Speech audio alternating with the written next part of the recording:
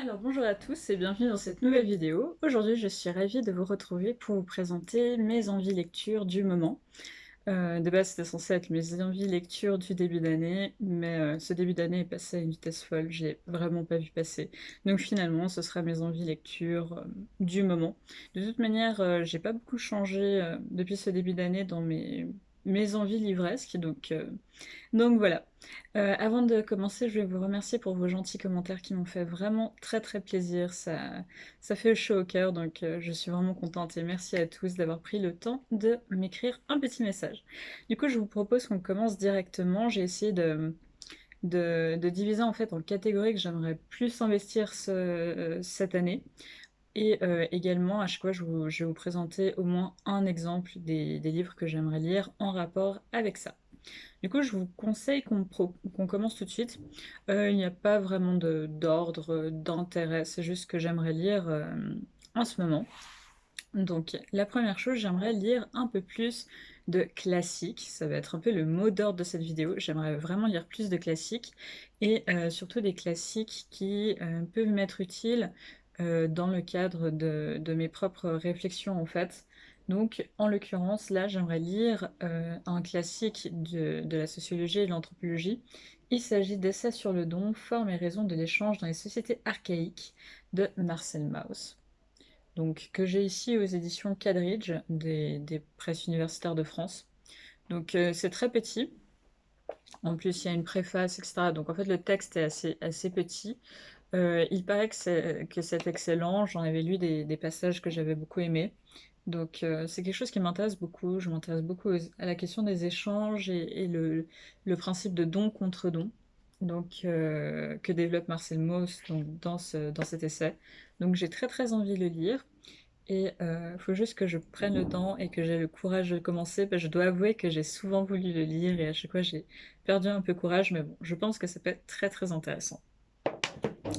Ensuite, pour changer un peu, j'aimerais développer ma connaissance de Terry Pratchett. Donc comme vous savez, j'ai reçu en cadeau d'anniversaire la 8e couleur de Terry Pratchett. Et du coup, j'aimerais bien continuer en fait. Je vais bientôt vous faire une revue de celui-ci. J'aimerais bien continuer. Euh, c'est pas mon auteur préféré, mais c'est assez sympa. C'est très facile à lire aussi dans le train par exemple. Donc voilà, j'ai envie de continuer Terry Pratchett. Et j'aimerais aussi terminer, pour rester dans ce genre de fantasy, parfois assez humoristique, en tout cas différente et assez mordante. J'ai envie de continuer les Neil Gaiman. J'en ai déjà lu pas mal. Il en manque quelques-uns dans ma collection de Neil Gaiman. Donc voilà, j'aimerais continuer Neil Gaiman, j'aimerais continuer Terry Pratchett. Ensuite, j'ai très envie de lire deux ouvrages. Il s'agit de La vision des vaincus de Nathan Warshel et Azteca de Gary Jennings, qui est une sacrée bricasse. Alors, pourquoi?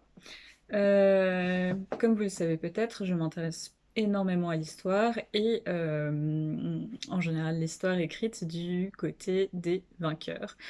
Et j'avais très envie de lire ce classique en fait, qui est La vision des vaincus de Nathan Wartel, qui en fait va étudier l'histoire de la conquête espagnole du point de vue des vaincus, donc des Indiens. Ça a l'air super, ça a l'air vraiment très très intéressant. Il y a même des photos d'archives. Donc vraiment, j'ai très très envie de le lire. Encore une fois, il me faisait un peu peur parce que c'est un monument. J'en ai très souvent entendu parler et du coup voilà, j'hésite. Mais il paraît qu'il est assez facile à lire en fait et je pense que ça peut être super super intéressant. Et pour aller avec, du coup, j'avais envie de lire Azteca de Gary Jennings, qui est un roman sur en fait l'histoire des Aztèques. Et je pense que ça peut être super intéressant. Ça a l'air d'être une grosse bricasse, mais il paraît qu'il est vraiment bien aussi. Donc voilà, j'ai envie de lire ces deux ouvrages. J'ai lu également l'ouvrage de Todorov, qui était très très très bien, en rapport aussi avec ces questions. Je vous mettrai la référence exacte en barre d'infos. Là, je ne l'ai plus, mais du coup voilà, ça pourra me permettre de creuser en fait ces questions des vaincus en fait, enfin vaincus évidemment avec de grosses guillemets, mais des vaincus de l'histoire selon les Européens. Et donc voilà, je pense que c'est très intéressant. Donc voilà. Pour continuer sur de telles questions, mais dans un tout autre style, j'ai très envie de développer mes lectures féministes, sachant que cette année, je me suis plutôt concentrée, comme vous avez pu le voir dans des updates lectures, je me suis concentrée sur des BD féministes, domaine que je n'avais pas du tout exploré, euh, principalement pour une question de budget. Mais bon, vu que je les ai trouvés dans une bibliothèque où je vais assez souvent, j'ai pu en lire un certain nombre. Un certain nombre que d'ailleurs je vais acheter parce que finalement je les ai beaucoup aimés. Et du coup, j'ai envie de lire un peu plus d'essais féministes et surtout d'essais féministes de personnes racisées. Parce que pour l'instant, j'ai surtout lu des classiques du féminisme, en fait, d'auteurs blanches, ce qui est tout à fait intéressant. Mais j'aimerais peut-être aussi développer des auteurs racisés que je n'ai pas encore pris le temps d'apprécier. Et c'est le cas de Bell Hooks qui n'est plus à présenter, je pense. Donc il s'agit là, ici, mais je vais certainement lire d'autres. Ne suis-je pas une femme, femme noire et féminisme? Donc j'adore cette maison d'édition. C'est Camborakis, je vous en ai déjà parlé. J'adore, j'adore. C'est vraiment une super maison d'édition et qui fait des livres de grande qualité, notamment sur le sujet du féminisme. Donc je vous conseille d'une manière générale cette maison d'édition et celui-ci est un classique de la littérature féministe racisée. Donc j'ai très envie de le lire. C'est vraiment un livre fondateur pour le Black Feminism et je pense que c'est très important de le lire, même si je sais d'avance que je ne suis pas d'accord avec tout ce qu'elle va dire, parce que j'ai déjà fait quelques recherches avant. Je vous en parlerai plus en détail quand je l'aurai lu, mais en tout cas, je pense que c'est quelque chose à lire, simplement pour le fait que je suis très intéressée du féminisme, et du coup, je pense que c'est important de lire d'autres voix que la voix du féminisme dominant en Occident actuellement.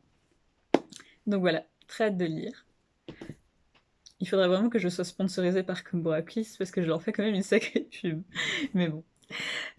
Ensuite, j'ai envie de lire de nouveau des classiques, mais d'autres classiques. J'ai envie de lire Ovide, Les Métamorphoses, que j'ai déjà lu une fois, que j'ai envie de redécouvrir. Donc je pense que ce que je vais faire... Donc là, j'ai l'édition Folio parce que j'aime beaucoup la couverture. Donc je pense que ce que je vais faire, je vais en lire un par soir, comme une sorte de petit conte, afin de prendre le temps de déguster et surtout me rendre compte de la variété des métamorphoses. Parce que pour ceux qui ne connaissent pas, donc les métamorphoses d'Ovide, Ovide est un très grand poète euh, qui finira exilé. Et en fait, ce qu'il va faire dans ces métamorphoses, c'est qu'il va proposer euh, toutes les légendes autour, tous les mythes en fait qu'il connaît, mais en les écrivant toujours d'une manière différente. Et c'est là son grand génie, c'est que par exemple, la nymphe Écho, qui est une nymphe qui symbolise l'écho, en fait, la manière par exemple dont cette vignette sera racontée reprendra en fait ce motif de l'écho dans la manière même dont c'est écrit. Voilà, je pense que je ne suis pas très claire, mais, mais j'espère que je le suis quand même, vous me direz. Mais en tout cas, chaque légende est racontée d'une manière différente, ce qui en fait un livre extrêmement riche, extrêmement intéressant. Vous apprenez aussi beaucoup de choses sur la mythologie, en tout cas sur une vision de la mythologie, qui sert évidemment le propos de l'auteur, mais il faut bien se rendre compte que la mythologie est une matière vivante. Ce n'est pas écrit et enfin, ce n'est pas gravé dans le marbre, pardon, et ce n'est pas parce que Ovide présente une version des mythes que c'est la version de tout le monde.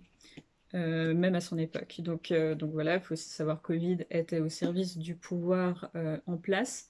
Donc, donc voilà, il y a un certain nombre de choses, de contextes à savoir, mais il n'empêche, si vous aimez la mythologie, je vous le conseille très fortement.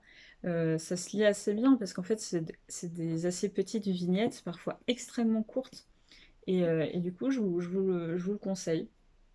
Pourquoi est-ce que je voudrais le relire? Déjà parce que j'ai beaucoup aimé, et surtout parce que je pense que c'est important pour ma culture générale de continuer à les lire, parce que comme vous le savez, un de mes domaines d'études est l'histoire des religions.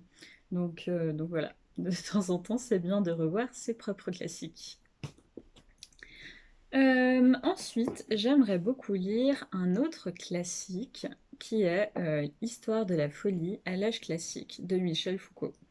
Donc Michel Foucault, il faut savoir que c'est quelqu'un d'extrêmement important pour les sciences sociales, qui a écrit notamment cet ouvrage qui a révolutionné une grande partie de la méthode historique. Et donc là, aux éditions Gallimard, il se propose de faire une histoire de la folie entre le Moyen Âge et le 19e siècle, donc tout un programme. Je l'ai acheté. Ce livre a une histoire un peu particulière parce qu'en fait, je l'ai acheté avant de me réorienter dans le cadre de mes études. D'ailleurs, si une vidéo au sujet de mes études et de la manière peut-être de trouver sa voie en sciences sociales vous intéresse, n'hésitez pas à me le dire en commentaire. Ça m'intéresserait beaucoup aussi de faire des vidéos sur moins mon parcours scolaire, qui n'est pas forcément très très intéressant, mais sur les différentes possibilités en sciences sociales, comment s'orienter, les choses peut-être à savoir avant de rentrer dans une ou autre branche, parce qu'il y a des choses qui ne sont pas forcément dites explicitement et dont vous vous rendez compte assez tard, donc n'hésitez pas à me dire. Mais en tous les cas, avant de me réorienter dans les disciplines où je suis actuellement, je l'ai acheté parce que le titre m'intriguait beaucoup et que je lisais déjà quelques essais de ce type. Et en fait, on n'a pas arrêté de m'en parler durant tout mon cursus. Et du coup, maintenant que je suis un peu plus avancée, je me dis qu'il faudrait quand même que je m'y mette. Parce que, en fait, tout le monde le cite. C'est évident, c'est Michel Foucault, c'est un monument. Mais du coup, il faut vraiment que je le lise. Donc voilà, je vais le lire. Je sais d'avance que ce sera pas très joyeux, c'est Michel Foucault, hein. Mais je pense que ça peut être très très intéressant. Et ensuite, pour terminer plus en légèreté, j'ai très envie de finir de lire tous les Brontë. Donc voilà, je vais certainement lire très très prochainement Shirley, donc aux éditions Archipoche, de Charlotte Brontë, et j'aurais terminé, il me semble. Donc voilà, j'aurais fini mes relectures et lectures des Sœurs Brontë. Donc voilà, j'aimerais bien finir ça cette année. Ensuite, pour terminer, il faut peut-être savoir que j'ai également très envie de lire un peu plus de fantasy. J'en ai lu énormément, comme l'attestent mes étagères derrière moi. J'ai lu beaucoup de Brajlon, par exemple, mais je me suis plus ou moins arrêtée ces derniers temps et j'ai très très envie de recommencer. Donc j'espère que ce sera possible. Pour l'instant, je n'ai pas trouvé de livre de fantasy outre les Terry Pratchett que j'ai très très envie de commencer aujourd'hui. Je pense que ce qui me dérange un tout petit peu, c'est que je n'ai plus très envie de lire de très grandes sagas, et surtout je n'ai plus envie d'attendre les prochains tomes. Actuellement, il faut savoir que j'attends désespérément depuis des années la suite de La Paire du Sage, donc Le Nom du Vent, et j'attends depuis des années la suite des Salauds Gentilshommes, qui, je crains, malheureusement, ne sortira plus jamais. Enfin, Et du coup, en fait, c'est deux grosses déceptions parce que ce sont deux séries qui me tiennent particulièrement à cœur, en fait. Euh, Me refroidissent un peu ces temps de lire de la fantasy. Je n'ai pas très envie que ça recommence.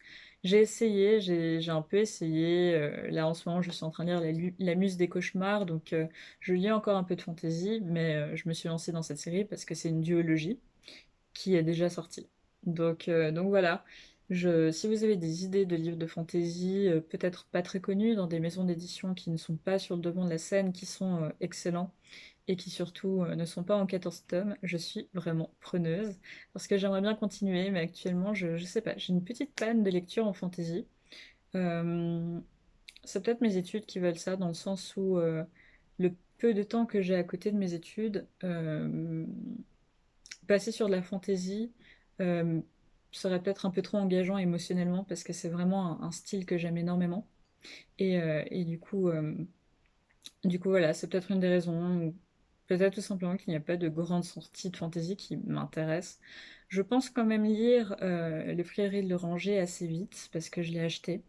Donc je pense que malheureusement le seul livre de fantasy que vous retrouverez dans mes prochains updates lecture sera certainement Le Prieuré de l'Oranger et les Terry Pratchett. Et évidemment La Muse des Cauchemars également que je suis en train de finir. Donc voilà, n'hésitez pas à me mettre dans les commentaires vos suggestions parce que j'aimerais vraiment, vraiment, vraiment me remettre un peu plus sérieusement à la fantasy. En tout cas, voilà, c'était mes envies lecture. Comme vous voyez, beaucoup classiques, même Terry Pratchett au final, un classique de la fantasy. Mais de temps en temps, ça me fait du bien et j'ai souvent des vagues comme ça où ça va être très classique et après très très fantasy et après d'autres choses comme de la poésie, donc voilà. Ne soyez pas étonnés, peut-être que dans 3 mois, je vous dirai que je me suis lancée dans toute autre chose. Mais voilà, ce sont mes envies, c'est ce que je lis en ce moment. J'espère que ça vous aura plu.